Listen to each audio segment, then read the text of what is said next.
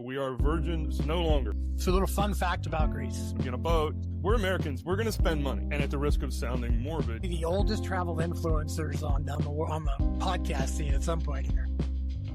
So Chuck and I are happy to take your calls. Well, if I had a secretary, we're separate but equal. Someone has to like me best. Enough money and time, you can do anything you want in this world. the man, the myth, and legend. I got a Volvo. Not a political statement. Travel like something is potentially going wrong. Extra underwear. You can't wear shorts everywhere. Chuck decides to move to France. Well, first of all, let's just say this. Everybody get your passports. Who's coming? I'll fight you. I'm not trying to be funny. They speak the language. Today's my last day. We're just going to shut down right here. We spent 4 days of the cruise in our cabins dying. And if you're sick, don't travel. Ever handsome, ever friendly, ever wonderful. It's not that I don't like children. She's very picky about everything but her men. I do believe I proclaimed for the spirit that day. I don't wear pajamas. And last week on Life in the Baggage Claim. Welcome, one and all, to Life in the Baggage Claim. My name is Chuck Lumberbeam. I'm a travel advisor in Charlottesville, Virginia, and with me always is the ever handsome, ever intrepid Jim Hauk. Jim, how are you today, bro? I'm doing pretty good, Chuck. It's good to be alive. It's good to be here. It's good to be in my little bubble in my house in Texas. Fantastic. So what are we talking about today, Jim? So I thought we'd have a conversation because I think this is a really interesting lesson for folks to learn about. So as we're classes in session, the professors are here. We're going to talk about an all-inclusive resorts vacation versus a DIY. And for this episode, Chuck, we're assigning you all-inclusive resorts. I'll take it. I'll talk to the DIY part.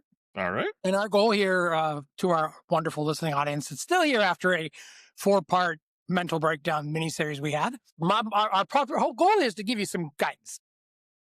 We both obviously are travel advisors. We love to travel. We try to do it all. And it's hard sometimes you're trying to make that decision. And we both actually like both ways. So it's not like we're taking this because one of them likes the other. But we want to share that with you. We hope you find this valuable. We do, of course, ask you to like, subscribe, share, leave comments. This community is growing. And so with that, Chuck, talk about the all-inclusive experience. Well, Jim and I, and you and I didn't talk about this before, but I think it might be smart for both of us to do the pros and then go back and do the cons of each. So the pros of an all-inclusive, the simplest and quickest one is budget. And what I mean by that is an all-inclusive resort, for anyone who's not done it or is not familiar with it, you pay one price and everything is included. Your lodging, your food, most cases your alcoholic, all your beverages, including alcoholic beverages. Every all-inclusive I've ever been to is on the beach somewhere. Now, I know there are all-inclusives that are not on the beach, but my wife is a beach bunny, so that's what we usually do. We've done Punta Cana in the Dominican Republic. We've done 2 in Mexico, one in Cancun, and the other one, I can't remember it off the top of my head. And then we've done one in Montego Bay in Jamaica. And we love them basically because, like I said, you when you're budgeting, if you have an unlimited budget, and I don't mean billions of dollars, but if money's not that big of a deal, then Jim's going to tell you why DIYs are. Well, there are ways to go DIY with an all-inclusive that break budget too, that you can go crazy with the budget. Agreed. There are some all-inclusives that are, $2-3 grand a night, but a reasonable all-inclusive, your Sandals, your Secrets, those kind of places, you can budget it. So let's say, for example, let's say you go for 7 days, and I'm just throwing out numbers. Let's say it cost you $4 grand. You know that you have to figure in your airfare. Most of them have shuttle back and forth from the airport, so you don't have to worry about transportation as far as that goes. But the best part is, like I said, they've got all the amenities right there. We've got pools, spas. They all have different things, but for the most part, they'll have pools. If it's a warm climate, they'll have outdoor bars. They'll have my favorite thing in the world, and my wife laughs at me, is a swim up bar. I'm not a huge drinker. I don't drink a lot and often, but sitting in water in the tropics, having a cocktail is, to me, one of the coolest things on the planet. But anyway, yeah, and then the food. Food can get expensive when you're traveling. So can being all inclusive. You literally go and whatever you want, you go, and a lot of them they're like cruise ships now in a way. They'll have 3, 4, 5 specialty restaurants. They're all included, but you bounce around. There's almost always entertainment on site. It could be something as simple as a mariachi band all the way up to a, almost Broadway production kind of thing, and everything in between. And then all the services inclusive you know, you may not, depending on how much money you are spending, you're not going to have a private butler and all that, but there is always somebody to call if you need new sheets or something like that. um, there's a concierge service and all that kind of thing, but everything's self-contained, so you you don't worry about money outlay as far as the normal thing. Well, when I say normal, the meat and potatoes things, which are, pardon the pun, you know, lodging, food, and beverages and entertainment. That's all taken care of. Now, now talk about DIY. Yeah. So I also think it's the nice thing is that you can talk about with the all inclusive is security. If you're concerned about going somewhere not feeling safe and secure, there's probably no better choice than an all inclusive, right? Because you know you're behind the gates, you're safe. So from a DIY, I mean, the ultimate pro here is total flexibility. You can decide the how, where, when, why. You can be as mobile and moving as you want during that time. You can pick accommodations wherever you want, dining wherever you want. That also means you need to sort of understand where you're going. The other part is, I think, and this is where sometimes I feel people who travel maybe miss the mark. And this is where your DIY does it, is cultural immersion. My big deal is if I'm going to a country, I want to experience the country. I don't want to experience my American life in a gated resort in the country. And that's not it. And I want to support the local economy. I travel somewhere, I want to make them know, and then I want to put my dollars to work. I want to enjoy local food, local artisans, things like that. You can do DIY cheaper than an all-inclusive for sure, if you're willing to figure out how to find the best rooms, to maybe not go to the American style hotel. Sometimes if you're on a DIY and you pick, somebody's boutique hotel, you might find a local experience really cheap. And I was recently doing some research in Spain. So many great little hotel resorts. I was like, well, I'm going back to try some of these because they're not the Hilton, the DoubleTree, and things like that. The Americans tend to go with like they know. There's some little place that the name maybe is hard to pronounce. You look at the pictures, you go, that's kind of cute. Obviously, as I stated, the DIY is all about supporting the local economy. Make it helpful to the folks who are entertaining you. Okay. So it's as with most things with Jim and I, a lot of the pros he just said about DIYs are the cons of all inclusive. One of the big cons of an all inclusive, if you do want to be part of the culture and everything else, is you're not going to get that. Because a lot of inclusives are in places that are not safe to walk around and hang out. And if this turns you off, get ready. A lot of all inclusives I've been to, there are guys walking, there are walls around it, and there are guys walking with M16s walking around the perimeter to keep people out. So Jim's correct. You are incredibly safe in those places. They will flatly tell you don't leave the compound. So yes, And hear that word, compound. It's very interesting to think about a they vacation on use a the compound. word compound, and they are not playing. In fact, if a lot of them, if you read the fine print when you sign in, that says if you leave the compound, we wash our hands of anything that happens to you. Basically, The don't last fall time I onto. heard the word compound was the Branch Davidians in Waco. Exactly, exactly. So there's that. If I'm going to use this term, but I'll go with it. I feel like all inclusives are lazy vacation, and I mean lazy in the best possible way. I mean laying on the beach, Good lazy. right? Laying on the beach, being catered to. If you're one of those people that has a really high stressful job and you can only afford one good vacation a year, an all inclusive might be right for you because again, you can budget it down to almost the penny. You're not going to spend a lot of extra money because you're not going to leave the compound. But yeah, if you're the kind of person who likes laying by the pool and somebody coming in and saying, "Can I bring you another drink, sir or ma'am?" Or if you like bouncing around restaurants at night, or if you like just the relative comfort of the safety and security of a compound, then that's the way to go. But if you want to experience more of the landscape and the people and the culture, that's the con of all inclusive. And also, there you can get excursions that will leave an all inclusive, but you're still, in most cases, driving through an area that's not saying. I mean, You just took your bubble with you. well, okay, we went to Bay in Jamaica, and for anybody who has not been to Jamaica, there are lots of places where Jamaica is not safe, which is sad, but it's just a fact. I mean, you can look on the State Department website. This is not my opinion. This is world known fact. We did go on a excursion. They brought the excursion buses into the compound. We got on it. They took us where they were going to take us. We ended up in Ocho Rios. We were in another compound in Ocho Rios, and then they put us on a bus and brought us back. So we were safe in that.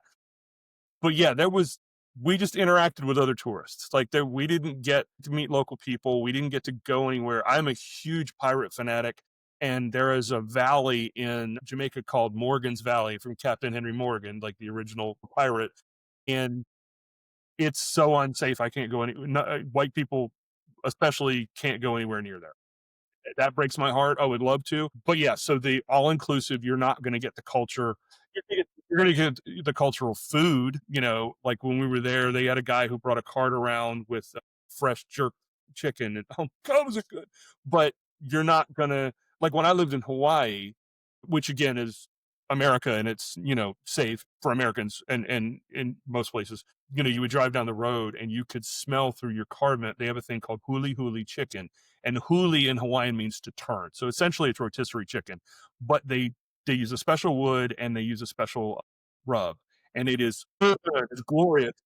But I can still taste it. But you'd be riding down the road, and if you're in the country and there's apple stands and all that, there'd be huli huli chicken, and you pull over and you buy a julio chicken for $5 or whatever, and you're eating it on the way home. You got grease rolling down your arm, and I still remember these beautiful memories. So yeah, if you want to go to a place and stay in there and experience some of the culture, a very small sanitized part of the culture, then yeah, an all inclusive may be the way to go. If I'm like Jim, I have enjoyed and not saying he's against all inclusives. I've enjoyed the all inclusives I've gone to, but I I'm a DIY kind of guy. Those of you who listened to the one about Scotland and heard me like glow about Scotland, it was all about, you heard me talk about the little tiny, what we would in this country would call a dive, I guess.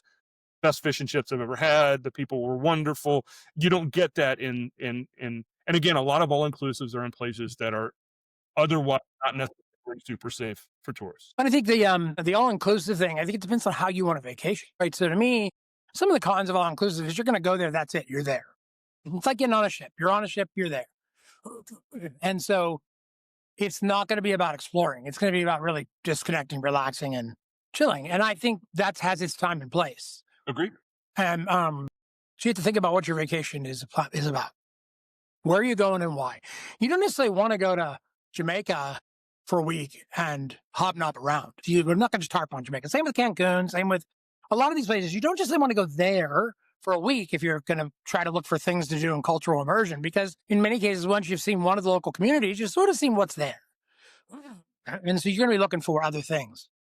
So the whole idea with DIY, it does require more planning, more thought, more making points connect. This is where your travel advisor is your best friend, because all you have to do is tell your travel advisor, I'm going to go here, make it happen, right? And they'll pull together those points for you. Obviously, a DIY is less predictable budget-wise. You don't know what your food costs are going to be every day. You don't know when you want to go to the bar and just get pounded, and drink forever. And you might find there are days where that's still cheaper per day than an all-inclusive because you've decided to eat at the little rat shack and the little dive bar. But chances are you're going to be looking for places that might cost you more. And if I may interject, if you are one of the people that likes to go on vacation and pound beers and get a little loopy, that's fine.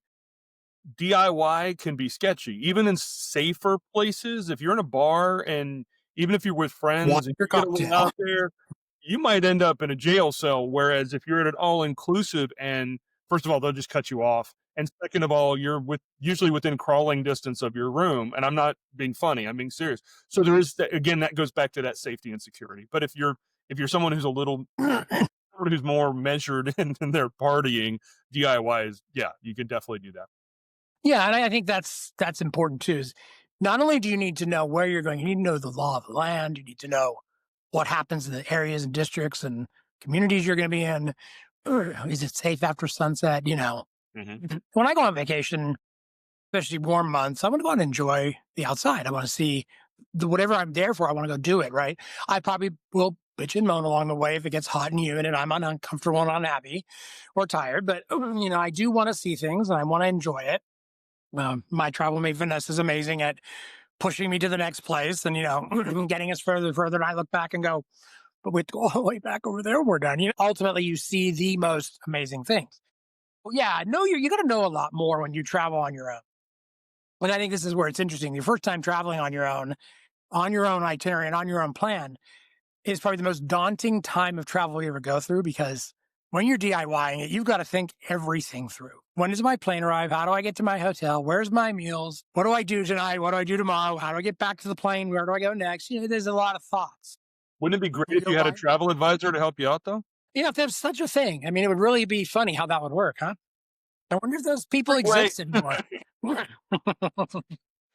And you can do this all yourself. I'm not going to lie to you. You can go spend all the time you want on the internet digging this stuff up and figuring out how to put it together. There is nothing I can do differently than you can do if you really want to.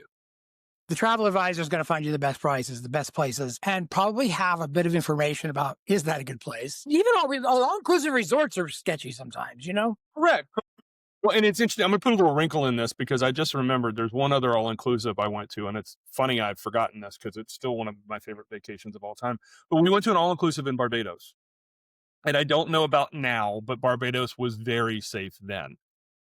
Not saying anything negative about Barbados. Look on the. I have not looked on the State Department website, but when we were there, and this was probably 15 years ago, it was incredibly safe. So we're at this this I can't even describe it. It was an all-inclusive, but it felt like a high-end summer camp. It was sort of grungy, but very charming. Like, it was funny because my wife and I were looking at each other, and I'm like, "Did we spend money?" She's like, "I like this place." I'm like, "I do too." I don't know what it was, but it was very it almost felt like you were hanging out with a bunch of friends. It was a really cool place, but I'm a big European soccer fanatic, and there were TVs in the rooms, really nice TVs in the rooms, but we weren't gonna spend much time in the room at the bar, there was a TV, and I'm not kidding you. It was this big, and they had it behind dirty plexiglass. And there's for whatever reason, it must be a marketing thing, but a lot of the folks that were at this resort with us were British. So Big British destinations. right, right. So and I'm sure they marketed to them a lot. Anyway, so I'm sitting with all these Brits watching the UEFA finals on this itty bitty TV and drinking rum and soda and just having a ball. So it was safe enough, and this is the wrinkle about if you research where you're going, and an all-inclusive is in a safe area. So the final, I think it was Spain and somebody was gonna happen. So I told my wife, I'm like, "I'm going to find a pub. I'm going to find a bar within walking distance. I am not watching the final on little tiny TV." And she said, "Okay." So I asked one of the folks who worked there, and they're like, "Oh, so, 1 block over, 2 blocks down." And I went into a pub, and I call it a pub because it was very British-ish, even though it was in Barbados. And I stood with probably 300 people, elbow to elbow, watching this final, drinking Guinness. And within 15 minutes, people had their arms around me and we're singing and I had the best time. And I drank, I don't know, 4 or 5 Guinness and watched the match. And when it was over, it was twilight. And because of the time difference in Europe, and I, you know, sort of walked sideways back to the thing and went in and had a ball. So it was safe. So I got some of the culture. Now you're going to say, Chuck, you were drinking beer with locals and watching soccer. Is that really part of the culture? And I would say yes, because It is. I think Barbados got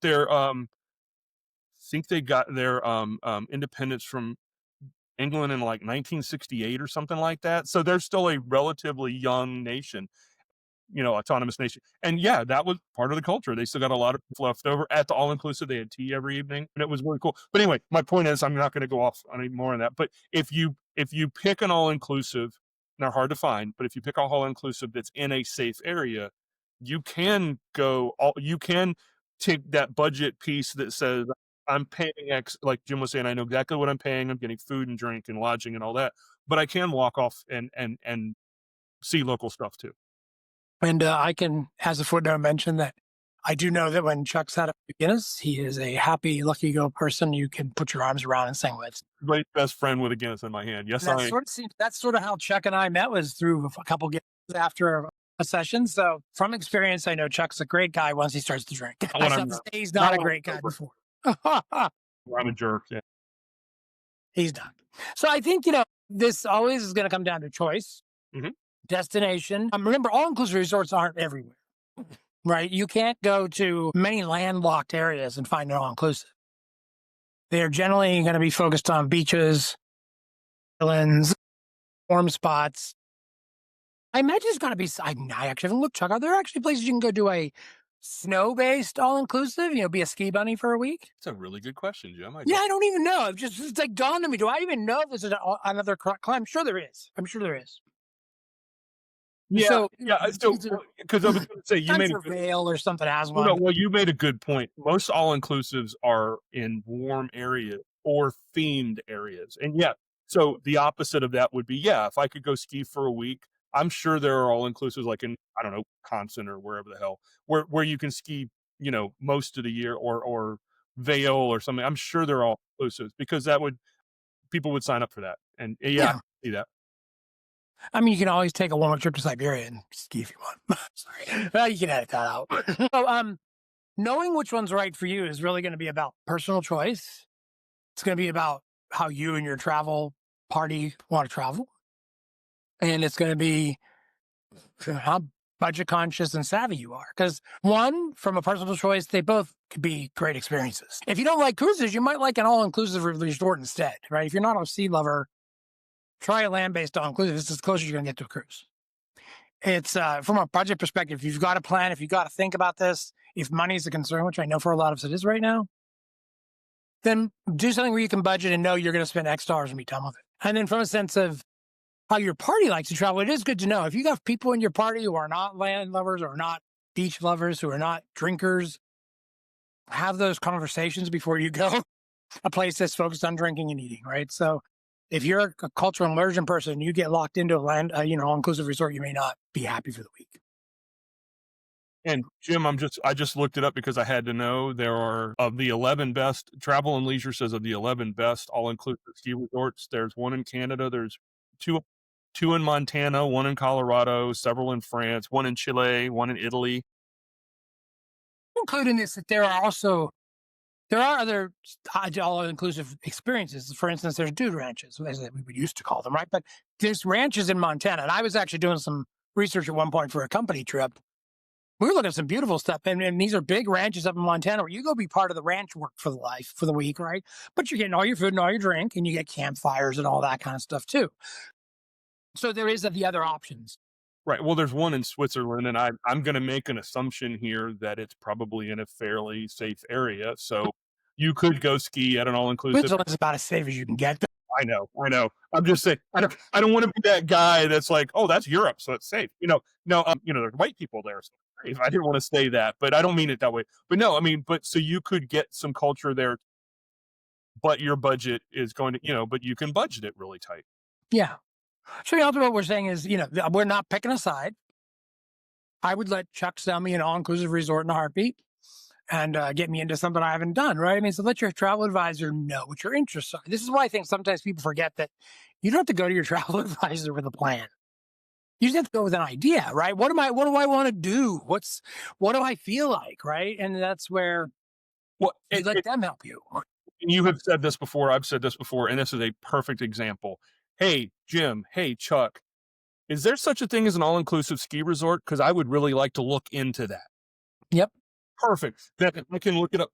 I wouldn't look it up on Google. I would look up what we could offer. But, yeah. Hey, Jim. Yeah, there's two in Mon. You want to stay in the U.S.? Okay, there's two in Montana that are really great, and there's one in Colorado. Those are reasonable. You're not international travel. You're not on a plane for 12 hours. Or if you want to go to France, we got them in France.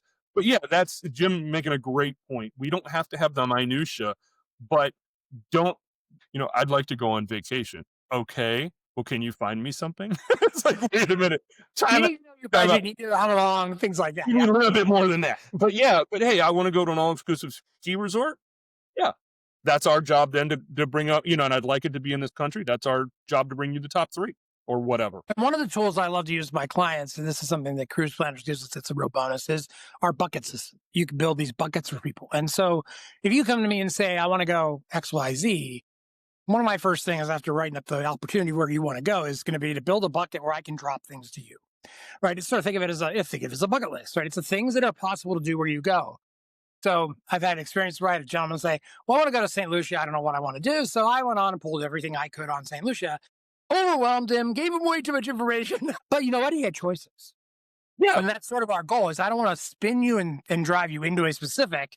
Same thing with when I was working with the group on Spain. It was like, here's all the opportunities, right? What works for you? What are you interested in? You Right. know, See, but see, that goes back to that goes back to that helping out your travel advisor. I want to go to St. Lucia and do stuff. St. Lucia is what, 10 miles by 15 miles? There's only so beautiful. But I'm saying that we can do that. I want to go to France. Wait, what?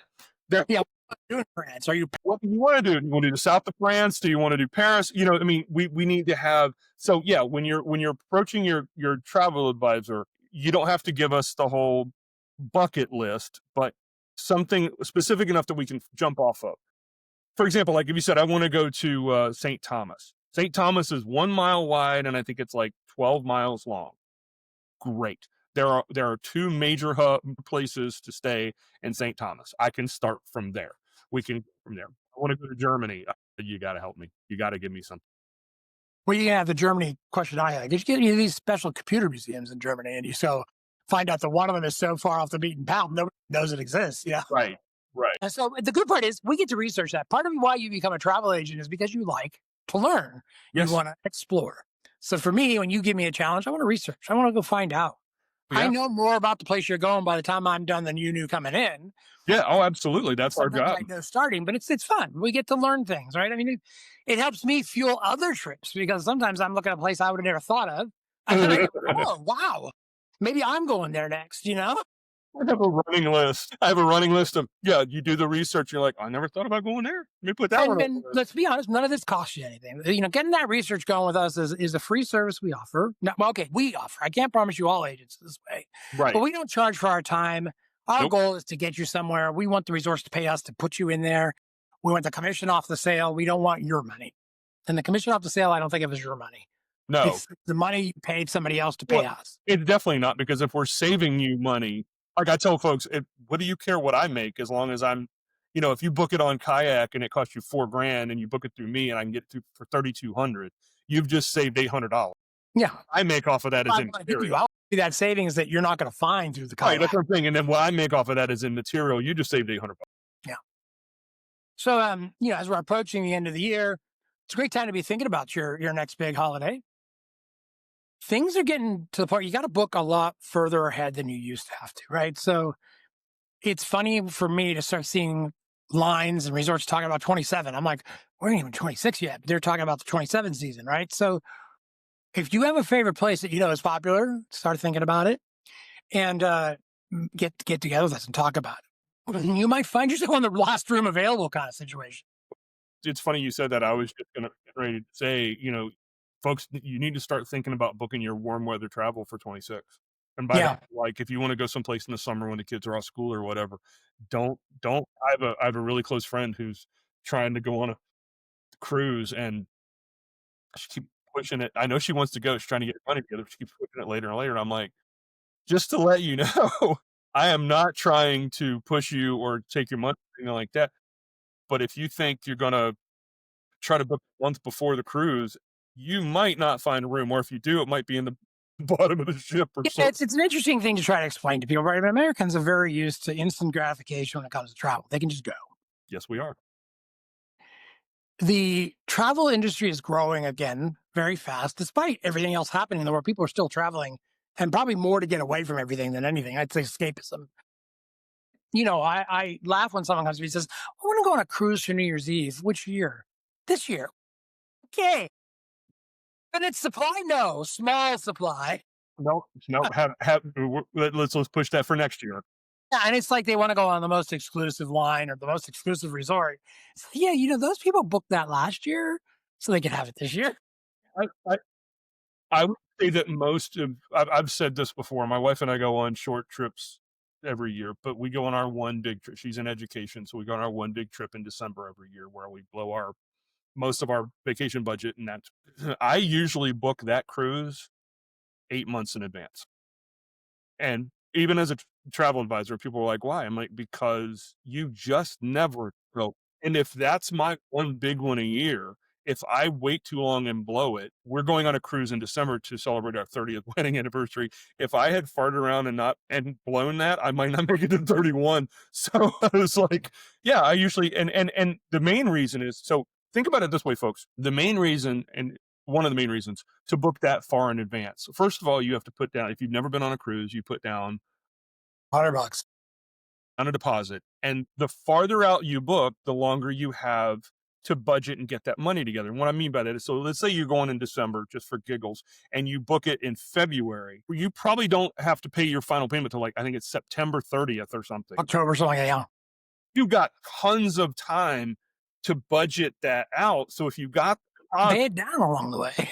no, but that's what I'm saying. But I mean, if you've got, I can do the deposit in February, but I can't pay the whole thing. Great, great. Budget that out monthly so that when you get there, you've done it, and then you're done. It's booked. You don't have to think about it. It's really But at feeling that about point being on is a holiday. when do we get to go? You don't have Yeah. to think about I gotta book something.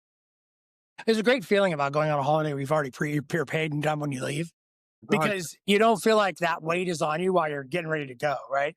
Well, and that's interesting you said that. That goes back to, and that's a pro and con of the DIY versus the all inclusive. The one, like I said, the one great thing if you have a limited budget or if you're budget conscious of an all inclusive is when you go, you're done. I mean, if you want to buy trinkets and souvenirs, that's fine. Everything's taken care of. The DIY, even if you've already booked the hotels and you've booked everything else, the food and the drinks can throw you a curveball sometimes. Now, that's okay if you've budgeted plenty of money and, go. I love DIYs. Please believe me, I'm not advocating one way or the other.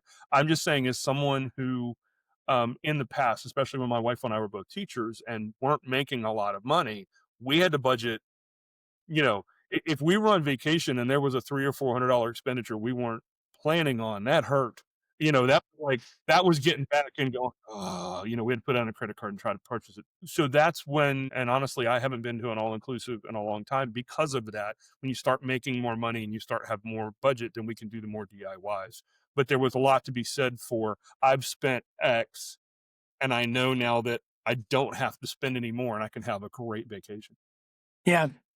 So I think in the end here, to kind of roll this up to a wrap, Mhm. we haven't really changed and given you a specific plan. That was sort of our goal, was to give you ideas. Definitely think about how you like to travel. And then ask a travel advisor for help. And if you can't find one that'll help you, you call us, because we will help you. Correct. It is our goal to make sure you get the dreams and hopes you have in a vacation, and to be your travel guardian angels until you come home. And, I will go through heaven and hell to get people where they want to be, make sure they're happy, and make sure they come back with memories they can't forget. Good memories they can't forget. Good memories. And one thing you said I want to just cap up on is travel advisors are in the same game you are when it comes to booking. We get good rates if we want to fly standby, so to speak, right? If you won't take the chance, I can get on a cruise for cheap if I'm willing to go in a couple of weeks, right? Because I can get those deals. But that's not going to be the thing I always want to do. I'm not always ready to pack and go. And maybe if money was different right now and I was, if the business was flush, I might be willing to pack and go. People who live in Florida are ready to pack and go like on Friday night. Right. They'll go on a cruise Sunday because they found this deal for this last room available and they can go. So I think it's sort of, we don't get any better deals. So don't think travel agents are running around. We travel a lot because we get freebies. Yes, we get some deals to go on trips, but we have to behave a certain way and do certain things. It's like going to a timeshare presentation. You have to sit through it in order to get the free meal, right? So same for us. We have to act. We have to behave while we're traveling under what they call a fam trip or something like that. So, Well, and it's one of the things when you're talking about when you're entrusting someone to put together your vacation especially if you're one of those people who can only get away like really once a year for a big one. You want somebody who loves to travel. You don't want somebody who sits at home and when I can't imagine calling a travel advisor and saying, "Hey, have you ever been here? No. You ever been there? No. You're on vacation? Oh, I don't vacation." I mean, can you imagine if you went to a mechanic who didn't own a car, or a chef who eats at McDonald's every day? I mean, there's a love. The reason Jim and I talk about all the travel we are doing is because we loved it before we got into this. Uh, and if I stopped being a travel advisor today, would still travel as much as humanly possible because we both have a love and passion for it. And that's the thing. So when I say that, I said this before, I'm going to sound like a broken record, but I haven't said it in a couple episodes, so I'll say it again. Nothing makes me happier. Yes, I have to pay the bills. Yes, I have to put food on the table, but nothing makes me happier than when somebody comes back from a vacation that I have helped them book. Oh my god, let me tell you, like, there's nothing better than that. It's Absolutely. like, "What part did you enjoy? What part didn't I enjoy?" And they go on. It's like, "Okay, I've done my job, and Right. yes, made some Yeah, we're money." selling you happiness. That's the goal. I mean, it's a happy meter. We're trying to make sure we peg it.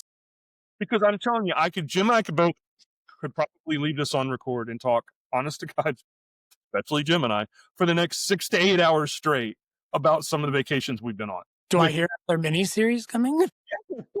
with passion and excitement and disdain and regret and everything you can think of that we all these places we've been and Regrets. all these I've places. had a few. Yeah, but I wouldn't trade any of 'em. I wouldn't trade any of it because when it's all said and done, it's experiences, and you can't take that away from me. And I don't mean that in a negative way, but that's, money comes and goes. People, friends come and go.